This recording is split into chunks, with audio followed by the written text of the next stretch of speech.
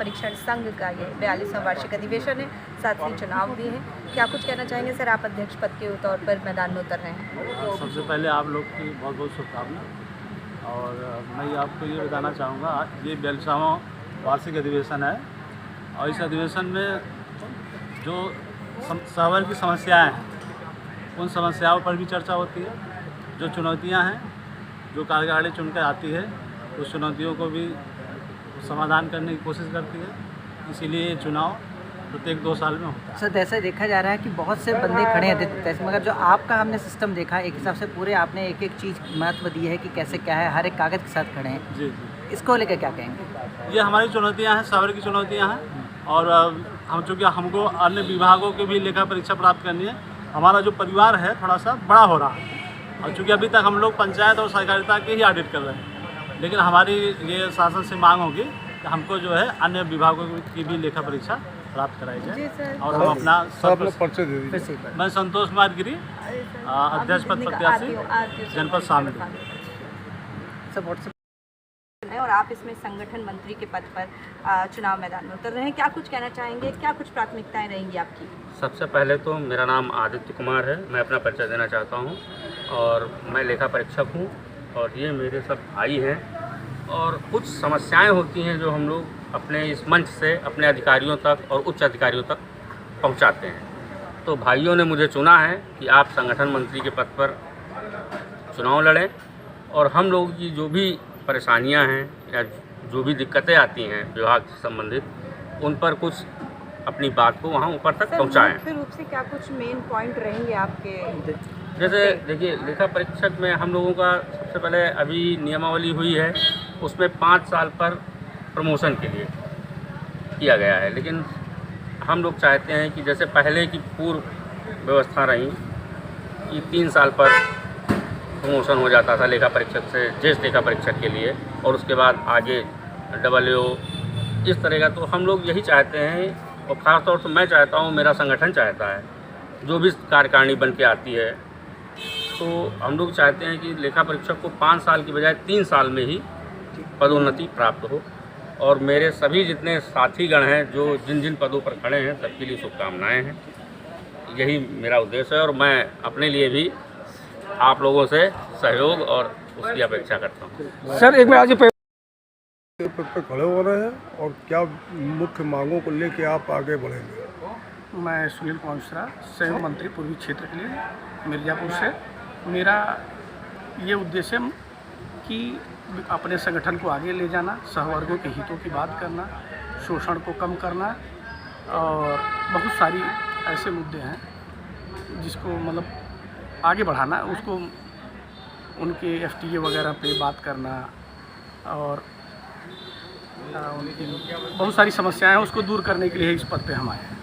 आज अपने लोगों से क्या कहना चाहते हैं कि आपको वोट दें? क्यों आपको चुने इस पद के लिए? अपनी क्या बात? क्योंकि ईमानदारी है और संघर्षशील हूँ, और मैं अपने लोगों को लिए 24 घंटा में खड़ा रहता हूँ। जब वो कॉल करेंगे वो कॉल उठाऊँगा और उनका हमेशा मदद करूँगा, चाहे वो किसी भी समय और किसी भी दशा में हो। सर, एक बार अपना परिचय दे दीजिए, कहाँ से हैं वो भी बता दीजिए। मैं सुनील कुमार मिश्रा, ऑडिटर, मिर्ज़ापुर से। ठीक रहे हैं सर, आप इसमें अध्यक्ष पद के प्रत्याशी के तौर पर उतर रहे हैं, क्या कुछ कहना चाहेंगे सर? क्या कुछ प्राथमिकताएं रहेंगी आप? पहली बात तो आप लोग यहाँ आए, आप लोगों से धन्यवाद। मैं हरीशचंद्र रतम, वर्तमान टाटाड़ी में वरिष्ठ उपाध्यक्ष पद पर। 42वें वार्षिक अधिवेशन में मैं अध्यक्ष पद के लिए तो कुछ हमारे सहवर की चुनौतियाँ हैं, समस्याएं हैं, उन्हीं समस्याओं के बिंदु साथ में सर क्या कुछ प्राथमिकताएं रहेंगी? प्राथमिकता ये है कि हमारे नए साथी आए हैं जिनका शिथिलीकरण कराना है। जो पहले नियमावली में था कि सीनियर ऑडिटर से सीनियर ऑडिटर 5 साल में नहीं था, 3 साल में था, 5 साल किया गया, उसका पुनः शिथिलीकरण करा के 3 साल कराना है। समान वितरण कार्यों का समान वितरण है। WO राजपत्रित कराना है। WO जिस दिन ज्वाइंट है उस दिन 5400 डेट पे करना है। एक महिला प्रकोष्ठ बनाना है अलग से, जिससे महिलाओं की सारी समस्याएं और कई समस्याएं होती जो शेयर नहीं कर पाती हैं, उस माध्यम से शेयर करें ताकि हम लोग उस समस्या को उचित पटल पर उठा सकें। दूसरे की जो जिले में ऑफिस का इंफ्रास्ट्रक्चर है उसमें सुधार करने के लिए एक नई प्रणाली का गठन कराया जाए। और एक ऑडिट टीम ऑडिट टीम बनाया जाए, जिससे पूरे प्रदेश में एक ऑडिट समस्या के व्यवहारिक रूप से प्रशिक्षण के अभाव में वो ऑडिट टीम उस पर कार्य करे। जी सर, आप पहले वरिष्ठ उपाध्यक्ष के पद पर थे और अब अध्यक्ष पद पर, क्या कुछ कारण है अध्यक्ष पद पे आने के? अब आदमी और अच्छा काम करना चाहता है, कुछ काम सीमाएँ होती वरिष्ठ उपाध्यक्ष पे, अध्यक्ष पे वो सीमाएँ नहीं होती, इसलिए अध्यक्ष पद पे मैं आना चाह रहा हूँ। ठीक है सर। हर आदमी जी ठीक है, शुरू करें सर। आज उत्तर प्रदेश लेखा परीक्षक संघ का ये 42वां महाधिवेशन हो रहा है और साथ ही चुनाव भी होने वाले हैं, जिसमें आप कोषाध्यक्ष के पद पर चुनाव मैदान में उतर रहे हैं, क्या कुछ कहना चाहेंगे? पहले तो ये समझिए कि ये उत्तर प्रदेश सहकारी लेखा परीक्षक संघ का 42वां अधिवेशन है और मैं कोषाध्यक्ष नहीं, महामंत्री पद का प्रत्याशी हूँ। और इसके पहले मैं बताऊं कि 2 बार मैं इस पद को रहा चुका हूं, कार्य कर चुका हूं, अपने कर्तव्य और दायित्वों का निर्वहन किया है मैंने। 2016 और 2020 के एरियम में मैं इसमें प्रतिभाग किया था और महामंत्री लोगों ने, पूरे संवर्ग ने मुझे सर्वसम्मति से महामंत्री बनाया था। इस बार पुनः मैं उसी पद पे प्रत्याशी के रूप में हूँ और गत वर्षों में शायद जो मेरे द्वारा कुछ कार्य किए गए थे जो अधूरे रह गए थे, AA के राजपत्रित होना, उनके 4 साल CAG के जो अनुक्रम में 4 साल AA रहने के बाद प्रमोशन प्राप्त होना था, वो भी अभी हमारे द्वारा जो पत्रावली या फाइल जो शासन को भेजी गई थी, आज भी वो एजिटेट पड़ी हुई है वहाँ।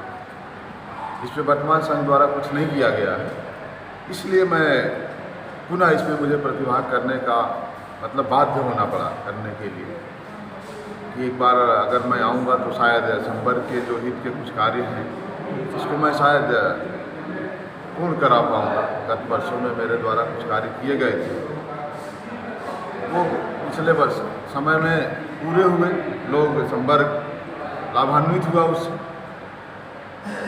और अगर संवर्ग पुनः एक बार मुझे इस पद पे प्रतिष्ठापित करता है तो मैं निश्चित रूप से